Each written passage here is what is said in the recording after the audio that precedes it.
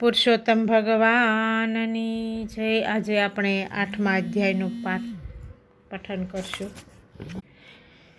વૈકુંઠાધિપતિ શ્રી વિષ્ણુ તથા ગોલોકાધિપતિ શ્રી કૃષ્ણનો સંવાદ સાંભળી ને અત્યંત કૃત્ય થયેલા દેવર્ષિ કહેવા લાગ્યા કે હે પ્રભુ, આ કથા સાંભળીને હું પાવન થઈ ગયો। હવે કૃપા કરી અને મને કહો કે પૂર્વકાળે આ વ્રત કોણે કોણે કર્યું છે અને કેવા કેવા ફળની પ્રાપ્તિ થઈ છે। ત્યારે નારાયણ પ્રભુ બોલ્યા કે પુરુષોત્તમ એવું પાવન નામ પ્રાપ્ત થયા બાદ અધિક માસના સર્વ દુઃખનું નિવારણ થયું। કામ્યક વનમાં વનવાસ ભોગવતા પાંડુ પુત્રોને ભગવાન શ્રી કૃષ્ણ કહી રહ્યા છે, હે પાંડવ, તમે 5 ભાઈઓ તથા છઠ્ઠી તમારી પત્ની સતી દ્રૌપદી રાજવૈભવ ગુમાવી અને વન ભટકો છો। જો તમારે દારૂણ વિપત્તિમાંથી મુક્તિ મેળવવી હોય તો તમે આ પવિત્ર પુરુષોત્તમ માસનું વ્રત કરો। આજ સુધી તમે આ વ્રત કર્યું નથી, પણ એમાં તમારો દોષ નથી। દુષ્ટ દુર્યોધન, મદાંધ દુશાસન અને કપટી શકુની જેવા શત્રુના ભયને લીધે તમારાથી આ પવિત્ર વ્રતનું વિસ્મરણ થયું છે। સુખ દુઃખ તો ભાગ્યને આધીન છે, વ્રતથી ભાગ્ય પલટાય છે। તમારા દુઃખની પાછળ બીજું પણ એક કારણ છે।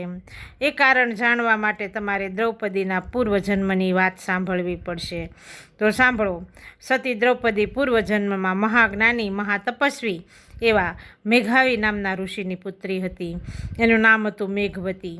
એ સર્વગુણ સંપન્ન અને અતિ સ્વરૂપવાન હતી। એકને એક પુત્રી હોવાથી મેઘાવી ઋષિએ તેને અત્યંત લાડકોડથી ઉછેરી હતી। એને ધર્મ, નીતિ, કલા, સંગીત, સાહિત્ય 64 કલામાં પારંગત બનાવી હતી। મેઘવતી 10 વર્ષની થઈ ત્યારે એણે એકવાર પાસેના આશ્રમમાં રહેતી એક સખીને જોઈ। એ સખી પોતાના રૂપાળા પુત્રને લાડ લડાવતી હતી। આ દ્રશ્ય જોઈ અને મેઘવતીને પણ સંતાન સુખની ઈચ્છા જાગી। તેની અવસ્થા પણ હવે વિવાહ યોગ થઈ હતી। મેઘવતી વિચારવા લાગી કે કયું વ્રત કરું તો સખી જેવું સુખ મળે, કયા દેવની આરાધના કરું તો સર્વગુણ સંપન્ન પતિ મળે। સંતાન પુત્ર ઝંખતી મેઘવતી વિચારવા લાગી કે મારા પિતા કોઈ યોગ્ય વર શોધી અને મારા લગ્ન કેમ કરી નથી દેતા। મારી મા જીવિત હોત તો હું એને મારી આ વ્યથા અવશ્ય સંભળાવત। મેઘવતી આવું વિચારતી હતી ત્યારે એના પિતા મેઘાવી ઋષિ પણ પોતાની કન્યા માટે ચિંતાતુર હતા। તેઓ આશ્રમે ફરતા, તપોવનમાં જતા અને પોતાની કન્યા માટે લાયક વર શોધતા।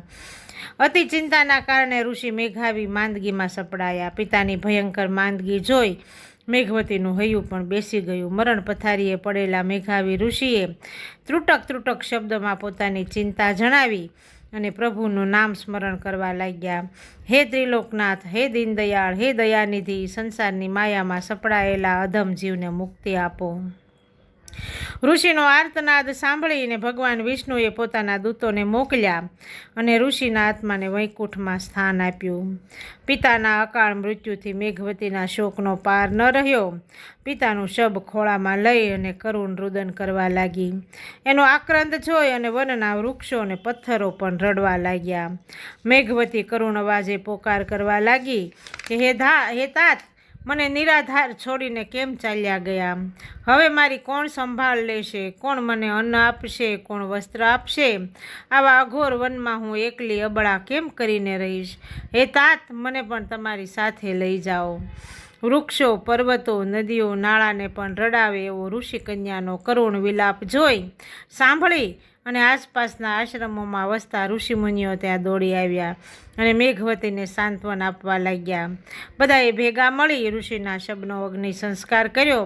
મેઘવતીને ગમે તેમ કરીને છાની રાખી અને સૌ ઋષિમુનિઓ પોતપોતાના સ્થાનકે સીધાવ્યા। ઋષિકન્યા મેઘવતીએ પોતાના પિતાના આત્માના મોક્ષ અર્થે શ્રાદ્ધ, તર્પણ અને દાન પુણ્ય કર્યા।